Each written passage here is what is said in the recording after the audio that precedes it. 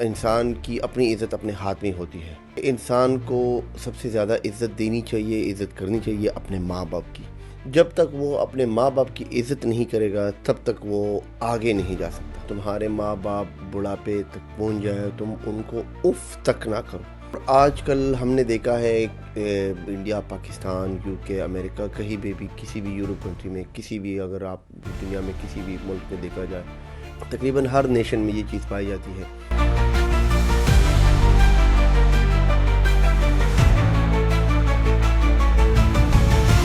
Watch, share and like کرنا نہ بھولیے۔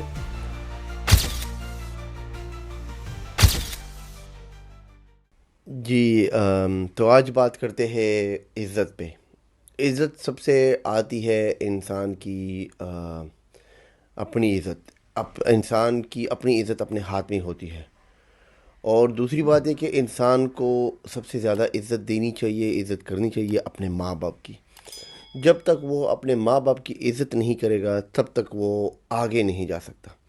قرآن میں تو یہاں تک فرمایا ہے کہ اگر تمہارے ماں باپ بڑھاپے تک پہنچ جائے تم ان کو اف تک نہ کرو۔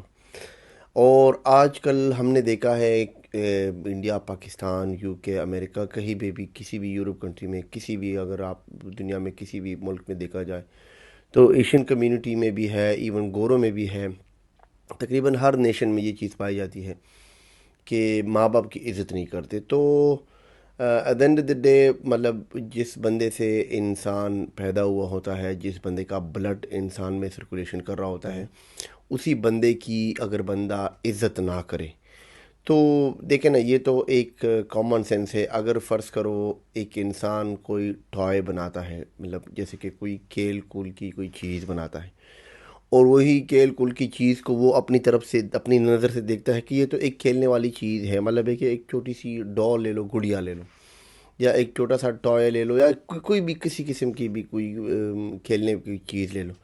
تو اوبیسلی جو انسان 18، 19، 20 سال میں یا 30، 35 سال میں جس عمر میں بھی شادی کرتا ہے، اور یا جس عمر میں بھی ہوتا ہے، تو پہلے ٹوائے کی مثال دیں گے، اور اگر فرض کرو اس عمر میں وہ کوئی چیز ایجاد کرتا ہے تو اوبیسلی وہ اس کو اپنی نظر سے دیکھتا ہے کہ یہ مجھ سے چھوٹی ہے، میں نے اس کو ایجاد کیا ہے، میں نے اس کو بنایا ہے، ٹھیک ہے۔ تو بنایا تو اللہ ہی نے ہوتا ہے، مطلب یہ صرف ایک ذریعہ ہی بن جاتا ہے یہ بندہ۔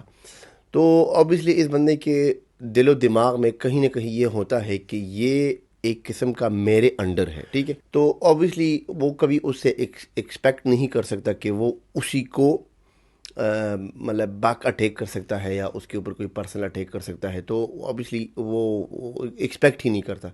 اسی طرح ماں باپ کی بھی ایسی ہی مثال ہے کہ اگر فرض کرو ماں باپ جب بندہ شادی کرتا ہے 18، 19، 20 سال میں، اور جب اس کے بچے ہوتے ہیں، جب بچے 18، 19، 20 سال تک پہنچ جاتے ہیں، یا 10، 15، جس عمر میں بھی ہو، وہ بدتمیزی یعنی سرکشی کا شکار ہو جاتے ہیں، اور پھر وہ اسی زبان سے، اسی ہاتھوں سے، اسی مطلب دل و دماغ سے پھر اپنے آئیڈیاز چلا کے اپنے ماں باپ کو وہی الفاظ دہراتے ہیں اور بدتمیزی کر جاتے ہیں۔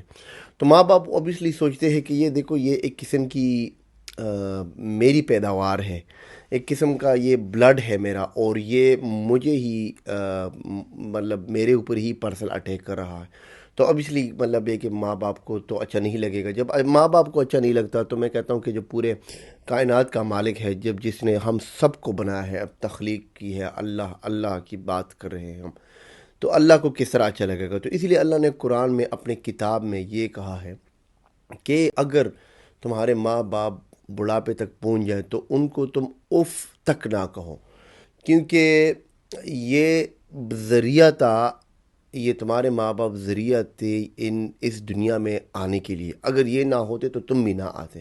تو یہ ایک لاجیکلی پوائنٹ ہے، اگر یہ کسی کی سمجھ میں آئے کہ دیکھو یہ ماں باپ جو ہے نا، یہ ہی میرے لیے سب کچھ ہے۔ اب ماں باپ مطلب کبھی کبھی اس ایج تک پہنچ جاتے ہیں کہ ان کا دماغ اور ان کے ہاتھ پاؤں اس طرح سے کام نہیں کر پاتے جس طرح انسان اپنے ماں باپ سے ایکسپیکٹ کرتا ہے کہ وہ بھی as a normal human being کی طرح کام کرے، مطلب ہے کہ اتنے ایکٹیو نہیں ہوتے۔ تو آگے سے یہ سمجھتا ہے کہ یار میرے ماں باپ جو ہے نا، تو یہ بھی فلانے کی طرح ایکٹیو ہو، مطلب کہ میں کسی بھی ایکٹر وغیرہ کا نام نہیں لوں گا، لیکن وہ فلانے کی طرح فلموں میں کام کرے، یا فلانے کی طرح کوئی ایکٹر ہو، یا فلانے کی طرح کوئی بہت بڑا بزنس مین ہو.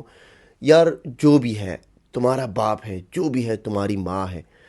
اگر مطلب اگر کسی کے لیے یہ کچھ ہے یا نہیں ہے، تمہارے لیے تو ہے نا. تمہارے لیے یہ سب سے بڑی بات کہ تم نے ان سے جنم لیا ہے، تم ان سے پیدا ہوئے ہو، انہوں نے تمہیں جنا ہے، تو یہ سب سے بڑی بات ہے. تم اگر یہ امیر ہے یا غریب ہے، وہ تو ٹوٹلی الگ بات، وہ انہوں نے کام کیا اپنی زندگی میں یا نہیں کیا، یا اللہ نے ان کو دیا یا نہیں دیا.